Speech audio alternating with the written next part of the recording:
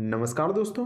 तो आज के इस वीडियो में मैं आपको रेलवे ग्रुप डी 2025 के मोस्ट इम्पोर्टेंट क्वेश्चन को कवर कराने जा रहा हूं।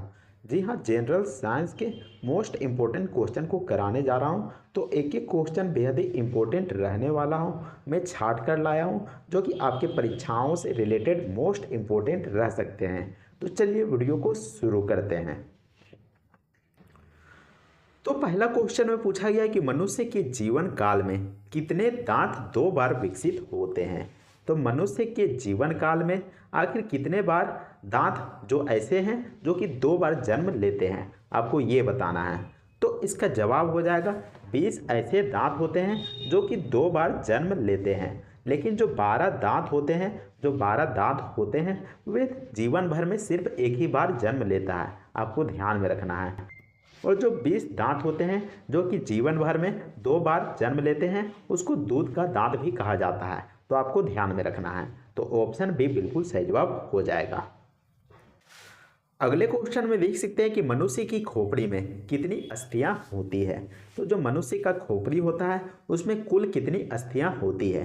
तो आपको बता दूं कि जो मनुष्य की खोपड़ी होती है उसमें कुल 22 अस्थियां होती है। लेकिन यहाँ तो ऑप्शन में 22 ऑप्शन दिया ही नहीं है, तो ऐसे में कौन से ऑप्शन में आप सही टिक कीजिएगा। तो यहाँ पर लोग कन्फ्यूज हो जाते हैं।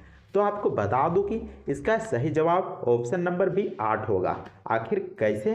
तो आपको बता दूं कि जो मनुष्य की खोपड़ी का जो कपाल होता है उसमें 8 हड्डियां पाई जाती है। वही चेहरे में 14 हड्डियां पाई जाती हैं। तो टोटल कितनी हड्डियां हो गई? 22 हड्डियां हो गई। तो यहाँ पर नहीं पूछा गया है कि कपाल में कितनी अस्थियां पाई जाती है या फिर चेहरे में पाई जाती हैं। लेकिन यहाँ पर जो ऑप्शन के अनुसार हो गया वो ऑप्शन भी बिल्कुल सही जवाब हो जाएगा, जो कि कपाल में 8 हड्डियां पाई जाती है। नेक्स्ट क्वेश्चन में देख सकते हैं कि मनुष्य के दिमाग का सबसे बड़ा भाग है। तो मनुष्य के दिमाग का सबसे बड़ा भाग कौन सा है? तो वह है प्रमस्तिष्क, जिसको कि हम सेरिब्रम के नाम से भी जानते हैं। और सेरिब्रम के ही माध्यम से हम सोच सकते हैं, समझ सकते हैं, यानी कि बुद्धि का जो टोटल कार्य होता है वह सेरिब्रम की मदद से ही होता है। तो ऑप्शन सी बिल्कुल सही जवाब हो जाएगा। अगले क्वेश्चन में देख सकते हैं कि दोपहर के 12 बजे किस दिशा में इंद्रधनुष दिखाई देता है। तो जब दोपहर का 12 बज जाता है तब इंद्रधनुष कब दिखाई देता है और कब दिखाई देता है? मान लीजिए कि बारिश हो रहा है और बारिश हो रहा है तो सूर्य की प्रकाश जो कि धरती पर पड़ती है, लेकिन उस समय 12 नहीं बजना चाहिए। अगर 12 बजेगा तो जो इंद्रधनुष है वह नहीं दिखाई देगा। तो यह ऑप्शन यहाँ पर सही जवाब हो जाएगा, यह नहीं दिखाई देगा। आखिर 12 बजे क्यों नहीं दिखाई देता है? तो इसलिए क्योंकि जो सूर्य होता है वह हमारे सर के ऊपर रहता है, और सर के ऊपर रहता है जिसके कारण जो प्रकाश होता है वह डायरेक्ट धरती पर गिर जाता है, और डायरेक्ट धरती पर नहीं गिरना चाहिए था। इसके लिए कोई एंगल बनाना चाहिए था। अगर सूर्य का प्रकाश अगर कोई एंगल बनाता है और साथ ही साथ बारिश हो रहा होता है तो पानी की बूंदों से वह यहाँ पर टकरा जाता है और अपरिवर्तन हो जाता है, यानी कि अपरिवर्तित हो जाता है और परावर्तित हो जाता है, जिसके कारण जो यहाँ पर जो इंद्रधनुष हमें दिखाई देता है, यानी कि सीधा नहीं रहना चाहिए। सूर्य का प्रकाश हमेशा तिरछा बनेगा, तभी जाके इंद्रधनुष दिखाई देगा। तो आपको ध्यान में रखना है। तो ऑप्शन डी बिल्कुल सही जवाब हो जाएगा।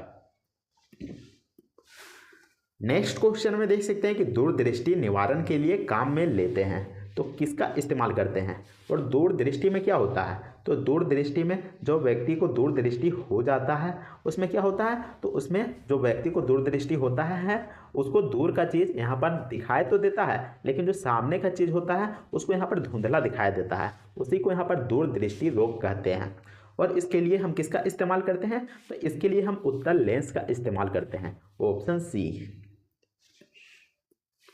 नेक्स्ट क्वेश्चन में देख सकते हैं कि फ्यूज का सिद्धांत है। तो फ्यूज का सिद्धांत क्या है? तो दिए गए ऑप्शन में कौन सा ऑप्शन हो जाएगा? तो इसका जवाब हो जाएगा ऑप्शन सी, विद्युत का ऊष्मीय प्रभाव होता है। तो फ्यूज क्या होता है? तो फ्यूज एक तरह का, यहाँ पर देखे होंगे कि मान लीजिए कि आपका घर में बहुत ही ज़्यादा वोल्टेज आ जाता होगा, तो फ्यूज होता है ऑटोमेटिक, यहाँ पर फ्यूज के माध्यम से जो होता है कनेक्शन कट हो जाता होगा, जो लाइन कनेक्शन होता होगा वो कट हो जाता होगा। तो उसी का काम यहाँ पर फ्यूज होता है, जो कि पतला यहाँ पर वायर का बना होता है, जो कि यहाँ पर पिघल जाता है। जब अत्यधिक करंट फ्लो होता है तो ऑटोमेटिक यह पिघल जाता है, और फ्यूज यहाँ पर पिघलने के कारण जो आपका परिपथ होता है, इलेक्ट्रिक का परिपथ होता है, वो कनेक्शन कट जाता है। तो ऑप्शन सी बिल्कुल सही जवाब हो जाएगा। अगले क्वेश्चन में देख सकते हैं कि धोने के सोडे का रासायनिक सूत्र क्या है। तो धोने के सोडे का रासायनिक सूत्र क्या है, तो इसका जवाब हो जाएगा option number B Na2CO3, option B. अगले क्वेश्चन में देख सकते हैं कि शुष्क बर्फ, आखिर शुष्क बर्फ किसको कहते हैं, आखिर ड्राई आइस किसको कहते हैं, तो इसका जवाब हो जाएगा ठोस कार्बन डाइऑक्साइड को हम शुष्क बर्फ के नाम से जानते हैं, ऑप्शन बी। अगले क्वेश्चन में देख सकते हैं कि रासायनिक उद्योग में किसे रसायनों का राजा माना जाता है। तो किसको रसायनों का राजा भी कहा जाता है, तो इसका जवाब हो जाएगा H2SO4 को रसायनों का राजा नाम से हम जानते हैं, जिसका मतलब हो गया कि सल्फ्यूरिक अम्ल को रसायनों का राजा कहा जाता है। आखिर ऐसा क्यों, तो ऐसा इसलिए क्योंकि जो सल्फ्यूरिक अम्ल होता है इसका इस्तेमाल बहुत सारे चीज़ों में किया जाता है, जैसे कि डिटर्जेंट बनाने के लिए, रंग बनाने के लिए, जो कार की बैटरी होती है उसको बनाने के लिए, धातु का प्रसंस्करण करने के लिए, के अलावा बहुत सारे चीज़ों में इस्तेमाल किया जाता है, जिसके कारण सल्फ्यूरिक अम्ल को रसायनों का राजा कहा जाता है। तो आपको ध्यान में रखना है। नेक्स्ट क्वेश्चन में देख सकते हैं कि परमाणु के नाभिक में निम्न कण होते हैं। तो जो परमाणु के नाभिक होते हैं उसमें कौन से कण पाए जाते हैं, तो इसका जवाब हो जाएगा ऑप्शन नंबर ए प्रोटॉन और न्यूट्रॉन पाए जाते हैं, ऑप्शन ए। अगले क्वेश्चन में देख सकते हैं कि किस धातु से बनाया हवाई जहाज तथा रेल के डिब्बे में पुर्जे के काम के लिए इस्तेमाल किया जाता है। तो हवाई जहाज और जो रेल का डिब्बा होता है उसका पुर्जा में किस धातु का इस्तेमाल किया जाता है, तो आपको बताना है। तो इसका जवाब हो जाएगा एल्युमिनियम धातु का इस्तेमाल किया जाता है। आखिर एल्युमिनियम धातु का इस्तेमाल क्यों किया जाता है, तो जो एल्युमिनियम होता है वो काफ़ी हल्का होता है, इसके अलावा मजबूत भी होता है और इसमें जंग भी नहीं लगता है, जिसके कारण एल्युमिनियम धातु का इस्तेमाल किया जाता है। तो ऑप्शन सी बिल्कुल सही जवाब हो जाएगा। नेक्स्ट क्वेश्चन में देख सकते हैं कि आंतों में रोग के निदान में निम्न किरणों का उपयोग किया जाता है। तो आंतों में रोग के निदान के लिए आखिर आंतों में जो जांच होती है उसके लिए किन किरणों का इस्तेमाल किया जाता है, तो इसका जवाब हो जाएगा एक्स किरणों का इस्तेमाल किया जाता है, ऑप्शन ए। नेक्स्ट क्वेश्चन में देख सकते हैं कि प्रयोगशाला में सर्वप्रथम डीएनए का संश्लेषण किया था। तो किसके द्वारा किया गया था डीएनए का संश्लेषण प्रयोगशाला में, तो इसका जवाब हो जाएगा खुराना ने किया था। और खुराना का पूरा नाम क्या है, तो इसका नाम है हरगोविंद खुराना। तो इसी के द्वारा डीएनए का संश्लेषण किया गया था प्रयोगशाला में और इनको नोबेल पुरस्कार भी दिया गया था। तो ऑप्शन बी बिल्कुल सही जवाब हो जाएगा। नेक्स्ट क्वेश्चन में देख सकते हैं कि जैव विकास को सर्वप्रथम किसने समझाया था। तो जैव विकास को सबसे पहले किसने समझाया था, तो इसका जवाब हो जाएगा लेमार्क ने समझाया था, ऑप्शन डी। नेक्स्ट क्वेश्चन में देख सकते हैं कि प्रकाश संश्लेषण के लिए कौन सी गैस आवश्यक है। तो प्रकाश संश्लेषण के लिए कौन सी गैस का होना आवश्यक है, तो इसका जवाब हो जाएगा CO2 का, कार्बन डाइऑक्साइड का होना आवश्यक है, ऑप्शन डी। अगले क्वेश्चन में देख सकते हैं कि निम्न रक्त वर्ग सार्वत्रिक दाता होता है। तो कौन होता है, तो ओ यहाँ पर होता है, जो ओ कैटेगरी के यहाँ पर होते हैं उनको यहाँ पर सार्वत्रिक दाता कहा जाता है, ऑप्शन बी। अगले क्वेश्चन में देख सकते हैं कि पुरुष जिन संगठन होता है, तो क्या होता है, तो पुरुषों में कौन सा गुणसूत्र पाया जाता है, एक तरीके से ये सवाल पूछा गया है। तो इसका जवाब हो जाएगा XY पाया जाता है, वहीं महिलाओं में XX पाया जाता है महिला में। तो आपको ध्यान में रखना है, ऑप्शन बी बिल्कुल सही जवाब हो जाएगा। अगला क्वेश्चन में देख सकते हैं कि प्रकाश संश्लेषण होता है। तो प्रकाश संश्लेषण कब होता है आपको ये बताना है। तो इसका जवाब हो जाएगा केवल दिन में होता है। बहुत सारे लोग क्या करते हैं दिन और रात में यहाँ पर टिक कर देते हैं, लेकिन आपका जवाब गलत हो जाएगा। आखिर दिन में ही क्यों होता है, तो आपको मालूम होगा कि प्रकाश संश्लेषण में क्या होता है, तो सूर्य के प्रकाश की उपस्थिति में जो पौधे होते हैं अपना भोजन बनाते हैं और क्या क्या लेकर बनाते हैं, तो पानी को लेते हैं, कार्बन डाइऑक्साइड को लेते हैं और तब जाकर जो पौधे होते हैं वे अपना भोजन बना पाते हैं। तो ऐसे में सूर्य का प्रकाश होना बहुत ही ज़्यादा जरूरी है। तो ऑप्शन डी बिल्कुल सही जवाब हो जाएगा। अगले क्वेश्चन में देख सकते हैं कि प्रकाश विकिरण की प्रकृति होती है। तो प्रकाश विकिरण की प्रकृति कैसी होती है, तो वह तरंग एवं कण के समान होती है, ऑप्शन सी। नेक्स्ट क्वेश्चन में देख सकते हैं कि सूर्य के प्रकाश को धरती तक पहुंचने में कितना समय लगता है, तो आपको बताना है। तो ऐसे तो समय कितना लगता है, तो 8 मिनट 20 सेकेंड लगता है, लेकिन यहाँ पर लगभग में पूछा गया है तो 8.3 मिनट यहाँ पर हो जाएगा, ऑप्शन सी बिल्कुल सही जवाब हो जाएगा। नेक्स्ट क्वेश्चन में देख सकते हैं कि ध्वनि का वायु वेग अनुमानता है तो कितना है, तो वह है 332 मीटर पर second, option B. Next question में देख सकते हैं कि पानी का घनत्व अधिकतम होता है, तो जो पानी का घनत्व अधिकतम कितना डिग्री सेल्सियस पर होता है आपको ये बताना है। तो इसका जवाब हो जाएगा 4 डिग्री सेल्सियस पर होता है। आखिर ऐसा क्यों, तो आपको बता दो कि ऐसा इसलिए होता है क्योंकि जो खाली स्थान होता है इसमें बहुत ही ज़्यादा कम होता है, यानी कि जो इसका अणु होता है, जो पानी का अणु होता है वह बहुत ही ज़्यादा पास पास आ जाते हैं जब 4 डिग्री सेल्सियस पर होता है, और इसका घनत्व होता है जो अधिकतम हो जाता है। तो आपको ध्यान में रखना है। अगले क्वेश्चन में देख सकते हैं कि निम्नलिखित में से कौन सा अम्ल सिरके में उपस्थित होता है, तो सिरके में कौन सा अम्ल उपस्थित होता है, तो इसका जवाब हो जाएगा एसिटिक अम्ल होता है, ऑप्शन डी। नेक्स्ट क्वेश्चन में पूछा गया है कि सूर्य पर ऊर्जा का निर्माण होता है, तो सूर्य पर जो ऊर्जा का निर्माण होता है वह किस पद्धति के द्वारा होता है, तो इसका जवाब हो जाएगा नाभिकीय संलयन द्वारा होता है, ऑप्शन बी।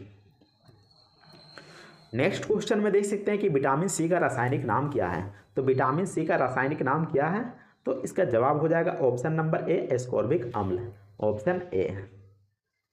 अगले क्वेश्चन में देख सकते हैं कि निम्नलिखित में से किस खनिज द्वारा लोहा प्राप्त किया जाता है, तो किस खनिज द्वारा लोहा प्राप्त किया जाता है, तो इसका जवाब हो जाएगा हेमेटाइट के द्वारा लोहा प्राप्त किया जाता है। और जो हेमेटाइट है वह अयस्क है, और अयस्क से यहाँ पर लोहा बनाया जाता है, हेमेटाइट अयस्क से लोहा बनाया जाता है। अगले क्वेश्चन में देख सकते हैं कि एक कार बैटरी में प्रयुक्त विद्युत अवघटय होता है, तो क्या होता है, जो कार की बैटरी में इस्तेमाल किया जाता है वह अवघटय का नाम पूछा गया है, तो इसका जवाब हो जाएगा सल्फ्यूरिक अम्ल का इस्तेमाल किया जाता है, ऑप्शन बी। नेक्स्ट क्वेश्चन में देख सकते हैं कि हवा में जिस गैस की मात्रा सबसे अधिक होती है वह है, तो हवा में सबसे अधिक मात्रा में कौन सी गैस पाई जाती है, तो इसका जवाब हो जाएगा नाइट्रोजन गैस पाई जाती है। और कितना परसेंट पाया जाता है, तो 78% पाया जाता है, लगभग 78% पाया जाता है। नेक्स्ट क्वेश्चन में देख सकते हैं कि सौरमंडल का सबसे बड़ा ग्रह है, तो सौरमंडल का सबसे बड़ा ग्रह कौन सा है, तो वह है बृहस्पति, ऑप्शन सी। अगले क्वेश्चन में देख सकते हैं कि सेल्सियस स्केल पर मानव शरीर पर सामान्य तापमान कितना होगा, तो मानव शरीर का सामान्य तापमान कितना होगा, तो 37 डिग्री सेल्सियस होगा, ऑप्शन सी। नेक्स्ट क्वेश्चन में देख सकते हैं कि परमाणु नाभिक के अवयव होते हैं, तो जो परमाणु नाभिक के अवयव क्या होते हैं, कौन सा होता है, तो इसका जवाब हो जाएगा प्रोटॉन और न्यूट्रॉन होता है, ऑप्शन सी। अगले क्वेश्चन में देख सकते हैं कि मच्छर भगाने वाली दवाइयों में सक्रिय रसायन है, तो मच्छर भगाने वाले दवाओं में सक्रिय रसायन कौन सा है, तो इसका जवाब हो जाएगा एलिसरीन है, ऑप्शन ए। अगले क्वेश्चन में देख सकते हैं कि निम्नलिखित में से कौन वैकल्पिक ऊर्जा का सबसे बड़ा भंडार है, तो कौन सा वैकल्पिक ऊर्जा का सबसे बड़ा भंडार है, तो वह है सौर ऊर्जा। आखिर सौर ऊर्जा क्यों है, तो इसको यहाँ पर ख़त्म नहीं किया जा सकता है, यह असीमित है, असीमित है, और साथ ही साथ यह हमेशा खत्म होता है और बनते रहता है। अगले क्वेश्चन में देख सकते हैं कि रेडियोथर्मी पदार्थ उत्सर्जित होता है, तो किससे होता है, तो ये अल्फा किरण से होता है, बीटा किरण से होता है और गामा किरण से होता है, तो ऑप्शन डी बिल्कुल सही जवाब हो जाएगा।